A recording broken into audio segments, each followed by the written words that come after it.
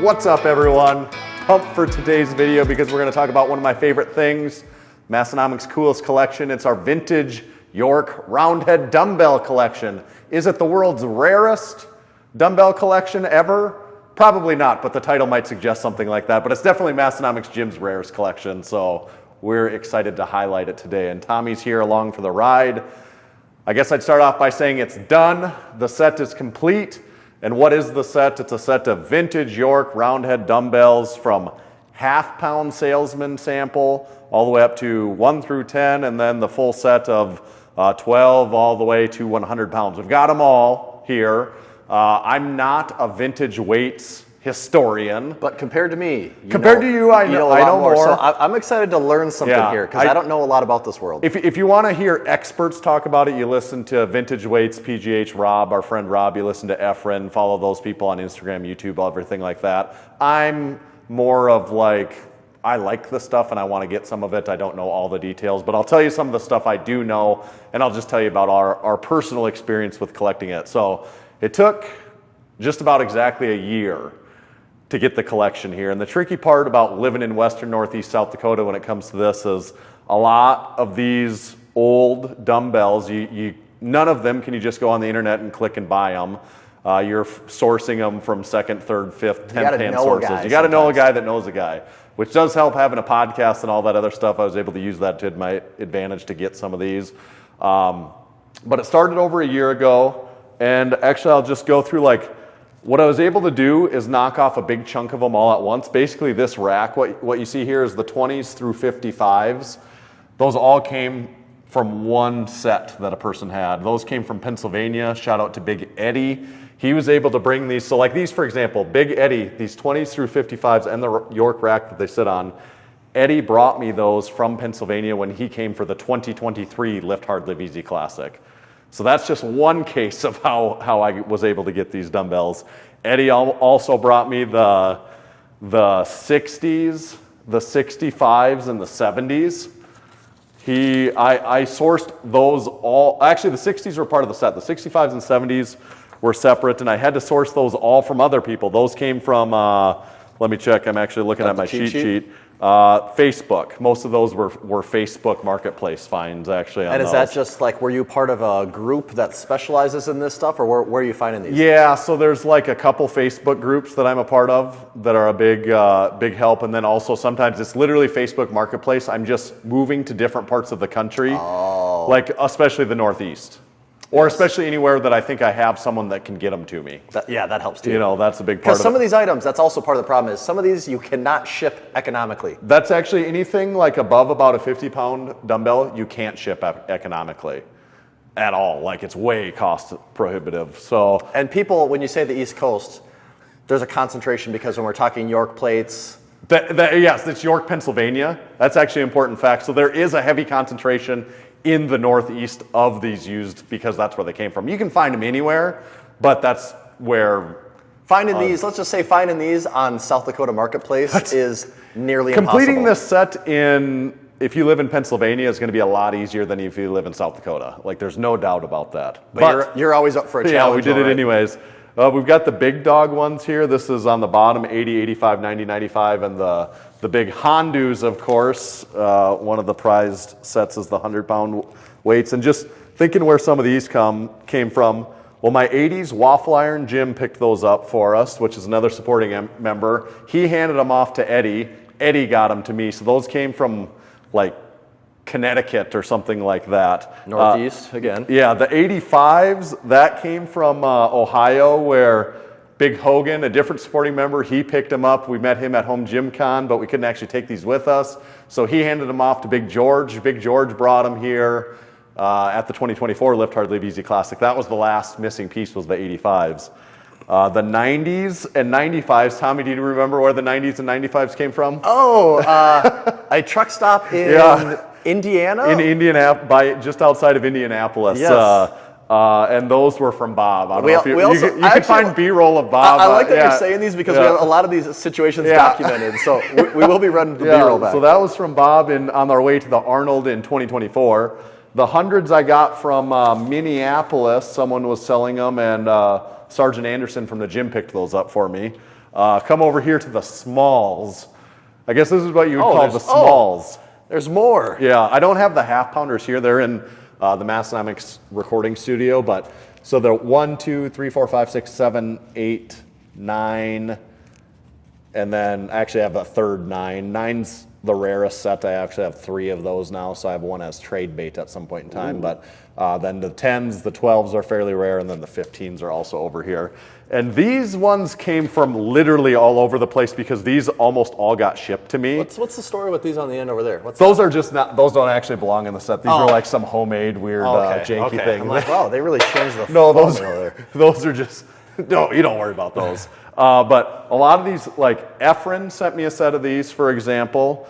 And if you're not familiar with Efren, that guy knows a thing or two. He knows a thing or two about a thing or two. Several came from Facebook Marketplace. Several came from eBay, actually, on these. My mother-in-law lives in Florida in the winter. I found these in Florida. She picked them up for me. I didn't know that. When she was in. So there's a special story on the 15s. But I guess the point is they came from all over the place, you know. Yeah. Okay, so the collection is finally complete. How long did it take, roughly? A little over a year. One caveat to the collection. Now, normal people don't care about this. Real collectors get anal about it. Here we go. Great example. My 9s. This pair of 9s. There's a third one right there, but these 9s, which is the rarest set. This 9, can you see that right there on the camera? Yep. It's stamped USA. This 9, can you see that on the camera? It is not stamped USA. Stamp. But didn't you say you have another one? Yeah, I do. So I do actually have a pair because that one is stamped. So I have a pair of stamped, but not stamped is older than stamped. Okay, and this is maybe an important lesson to learn in this whole thing because I don't completely understand this. When people are searching for roundheads, they will see stamped or not stamped. Okay, and so explain. Not stamped means it does not have a USA on the back. Stamped means it has a USA on the back and is newer, is slightly newer. And that's really what it designates is the timeline? Yeah, because these were all made in USA. It was just whether they didn't start stamping them with USA until like, I'm going to say like 1980. That's not the exact right date, but just use that date. So that is the line in the sand, you could say. Right, there was a line in the sand. And some people, not stamped is more desirable because it's older. Some people, stamped could be considered more desirable because it is maybe technically a little more accurate. I think generally speaking, not stamped could be a little bit more expensive. Like people could use that as a premium, although it's not. That alone isn't going to set a hard rule. Well, in more rare sets, it might matter more. Like in the 9s, it matters more. On the 15s, it doesn't almost matter at all because they're not rare. They're not hard to find, so they're relatively inexpensive. And that does bring me to the price. Well, so then throughout the set then, how many are stamped versus not stamped? Yeah, and so I have a hodgepodge. So to a true collector, they might not like my hodgepodge of stamped versus not stamped, but I never cared about that. I just wanted to complete the set. So maybe at some day, I'll have two, I'd be like, I want 2 sets. I want to have one completely stamped and one completely not stamped. But I never really cared about that. But as I'm looking through my list, like 75% of mine are not stamped. Okay. And 25% are stamped. But a lot of my premium ones, like the 100s, are stamped. Actually, my 80s through 100s are all stamped. Are they? My 9s, I have 2 not stamped and 1 stamped. And then my 65s are stamped. Everything else is not stamped. So that is an important designation for some people at least. Total pounds on this is like 2,340 pounds of dumbbells. Because say the range again, it goes from what to what? Half pound to 100 pound. And at half it goes, that half then 1, 2, 3, 4, 5, 6, 7, 8, 9, 10, 12, 15, and then every 5 pounds. Jumps. Yeah. Interesting. And so what did I spend on these? If you looked at dollars per pound. Okay. Yeah. You said it's 2,000 pounds? Yeah, 2,343 pounds of dumbbells. I have no clue. I know they're expensive. $2 a pound would be 4 something? Would be almost $5,000. Okay, yeah. It'd be like $4,700. I don't know. I know some of them are much more expensive than others, but Right. that's going to be my rough estimate as a guy that has no idea. Yeah. Are we around $5,000 for this? Yeah, so that's a fair guess. And what really throws it off, honestly, is the 9s. I talked about the 9s, for example. I have, between my 3 9-pound dumbbells, I have $470 into those 3 9-pound dumbbells. So my dollar per pound on those is like close. Yeah, that's almost $20 a pound on those. Those are the most extreme example. Or just the 100s, for example. I spent $550 on those for a set of 100s. But I mean, dollar per pound, that's like $275. Yeah. So overall, I spent $5,800 on the set, which comes to like I don't know, you do the math, maybe throw it on the screen, but it's like $250 or $270 or so, I can't remember what the number is, but under $6,000, over $5,000, over $2 a pound, which actually compared to if you're buying a new set of dumbbells. Well, if you're looking at, we got also not new anymore on Pro these. Styles down here, and these go for a pretty penny too, don't they? Yeah, I mean, you would spend about that much. If you're going to buy a new set of dumbbells, you're going to spend that much money too. Like, dumbbells are expensive, especially when you're talking, that's part of the problem. You're talking almost 2,500 pounds. Like, it's just expensive no matter what form that weight comes in. And then an important thing to note here is that in Massenomics gym, stuff gets used, right? That's true, and even these get used, and they're encouraged to be used, although there is several signs, which we've talked about before, the signs warning people that they can be used, just be used properly, because if you do drop, particularly the heavy York because that dumbbells, is a concern. they can bend. What happens is the handles get bent. That's and something else about my set. When you see these big boys, it makes sense. You can totally understand how that would be my a thing. set is almost completely straight handles and solid heads, because sometimes the heads get a rattle if they get busted a little bit.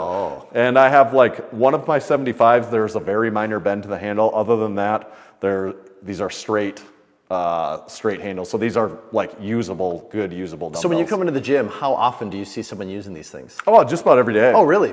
People actually do? Yeah, just like the little ones. It's usually always the little ones. These heavy ones, almost nobody grabs them. Yeah, I'd be afraid But I use them because I want to, like it's just like, I don't know, a novelty, or it's just more fun for me, so I like to do it. And I'm not worried, I'm like, well, if I break them, I have to answer to me. Yeah. Okay, can we do one final thing? Yeah. Just looking at the dumbbells through the ages, can you grab something easy like a 20 and maybe compare it to like a 20? Yeah. Or I want to see how this stacks up to a pro style. Just look at what we're dealing with here. Well, also, here's the other comparison. We got the Hex. And then actually, even compared to a Hex. The value Hex buy. Yeah, let's throw this on the bench over here and take a look here. Okay.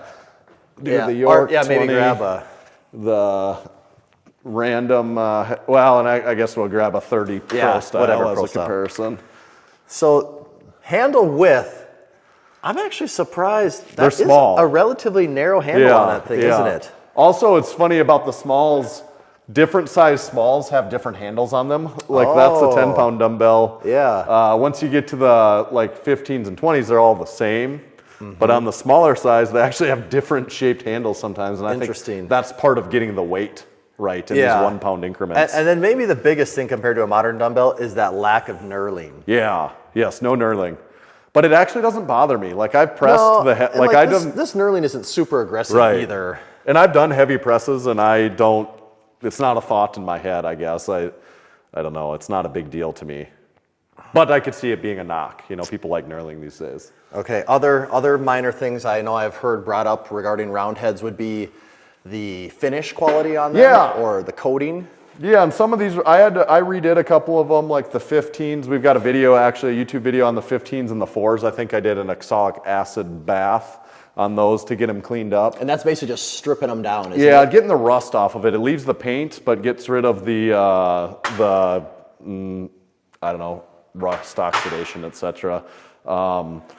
So otherwise, most of these are original. A few of them are repainted, in particular the 100s, which I don't love. You can see the way that the 100s look. The difference compared to the 95, for example. But good straight 100s are hard to find. So I made the concession on those that I'm going to be like, all right, we'll do repainted ones on those. But that is something to watch for, is the finish, how they're done. Original is the coolest to me. Some people like to redo them. Some people paint the lettering and do all kinds of different things. I like them as original as possible as my personal preference. That rich patina. Yeah, I like the patina. On it. But I don't want them rusty. I want them patinaed, but not like... Here we go. These two are a couple odds and ends ones. Okay, because then there's also the world of blobs that we maybe should touch on quick too here. But these... What do we got here? It's like you pulled these out of a vault. These actually, where I pulled these out of is the first house I ever bought when I was in like 2006. I bought a house and these two were sitting in the yard. What? And I always kept them. It was a housewarming gift. Yeah, at the time, I didn't really care about, I didn't care about vintage weights at all. I was barely even just starting to care about weights. But I cared about them enough that I kept them along the years. Wow, that's those things have been in there forever, and I never knew, tucked back there, what the story was. I got these almost 20 years ago, and they came with my house. They were at like doorstops in an old shitty garage in the house, and I thought they were cool at the time even, so I've drug them around with me for 20 years until it turns out they actually are something that I later came to collect. That is cool. Are those stamped? No. Nope. Even rarer. They're not stamped. One other thing, so Roundheads aren't the oldest York dumbbells. The older set that predates the Roundheads would be the buns and globes. Here's a 25-pound York bun. It's the only bun that I have. And is that from, it kind of has that bun, that bakery bun shape to it? Yes, you can see the actual bun shape of the head. It's not quite exactly like the Roundhead. And then once they go over 50 and over, then it's actually a globe. And those look really cool. Yeah. So that would potentially be, if I wanted to continue this collection going, it'd be like, do I go to the buns and globes yet, which are even rarer, harder to find, more expensive. So I haven't made that jump yet. It could happen someday. But and then there are still a few blobs down here, right? Then we got the blobs, which is just half of a 100-pound York dumbbell, because they break, and then people turn them into blobs. But these blobs are even expensive. And these were all acquired. Like I didn't make any of the blobs. This is half of 100, which I think what is called like the Fat Man or Big Boy, or so, it has some name. So what other weights do we have down there? I can't actually remember. And so mine are all the York half, because that's the other thing on a blob. Do you have the York half or the half that's stamped with the weight? That is something people care about. Yeah. So someone to this set, they have the other half that has all the weights, which I always like that better, because then you know exactly what it is. Where these, I'm like, I don't know, I can't remember. I have to weigh them or write it on there. Gotcha. So I have the York half, but some people like the York half better too. That's kind of a personal preference thing. So those are the blobs, and they're expensive. Like just that half 100 can cost several $100s. Yeah. Wow. Yeah. All right. So, okay, one other question I have now is looking at the overall market on these things. Yeah. Because they're not making more of them. No. Actually, they kind of are making more of them. Oh, they are, yeah. In a little different way. They've had a slight resurgence there, but it's not the same thing. Yeah, if you're a vintage collector, you're not going to really care about those that much. I guess, so it is just, what is the market willing to bear on these things? Right. And currently, the way I understand it, or what you've said, it sounds like maybe they are appreciating assets, maybe? I think so. Right now, it's probably always subject to the change in a collector's market, though. Like, it could change drastically, probably based on a number of things. Particularly, though, like, if someone stumbles upon a whole bunch of something, floods the market, then it's going to be like, well, like, if someone finds a pallet with 1,000 pairs of 9-pound York Roundheads on it, like, there's like, those aren't very valuable. It was been lost at sea for 60 years, and here it is. Those, like, these, instead of being worth $400 for this pair, is probably all of a sudden worth $50 for the pair. And that's unpredictable. And what I would say is, I don't care. If that happened, I wouldn't even care. I don't really care about, I have no intentions of getting rid of these. You're in it for the long run. Yeah, I buy and ignore the price after that is the stage that I'm in. So I don't really care, but I guess overall it's probably going up in value, because they continue to break all the time. There becomes more collectors, like between Brian Shaw and some other people collecting. I think it becomes more popular to want them. And without a doubt, they're more expensive than they were 10 years ago, right? Definitely more expensive than they were 10 years ago. It's tricky too, because all weights are every dumbbell's more expensive than it was 10 years ago too. But they do go up in value. Have been, at least up to this point. Final plans for these. You have a little project in the works to house these a little safer, I'm working on some new dumbbell racking systems that'll probably be a separate video. So they won't be spread out like Right. 1, 2, 3. Like ideally they would be. And there should be like together. none on the floor. Yeah. And they should be mostly all together. But I got a bunch of that stuff in the back of my pickup as we speak. So hopefully that's a video that we get to see within the next few months here too. Cool. Is that it on the York Roundhead dumbbells? I mean, is that everything there is to know? No, but it's all that we're going to tell you today. If you want to know you got more, you got to talk to those other people that I mentioned, because you've just learned everything I know about the York Roundhead dumbbells. It's been fun. A little bittersweet that it's over because the collecting process is done. Mr. York doesn't show up at your doorbell and give you a handshake? No, or a hand job. None of that stuff. Something with his hands. Yeah. None of that stuff. So I guess it's over, but I'm happy to have the collection finished and I'll figure out what's next after this. Actually, the next thing is getting them organized better. That's what I would like, displayed better, and then continuing to use them. So otherwise, I think that's it on the York Roundheads. Thank you for watching the video. Make sure you're subscribing to our YouTube channel. Please leave a comment on this video. Let us know what you think about the price, what you think about like the actual style. Would you want to use these as your dumbbell of choice, or do you prefer something like a pro style, or the more common like the fancy urethane dumbbells that a lot of people would buy now? If you had $5,000 to spend on your gym, is this what you would spend it on? Right. Would you ever in a million years spend $5,800 on a set of old dirty dumbbells that I've never actually even cleaned, that just look like the way that they came? So leave us comments on any of that stuff. Make sure to check out the Massenomics podcast. New episodes every single Monday. Thanks for checking it out.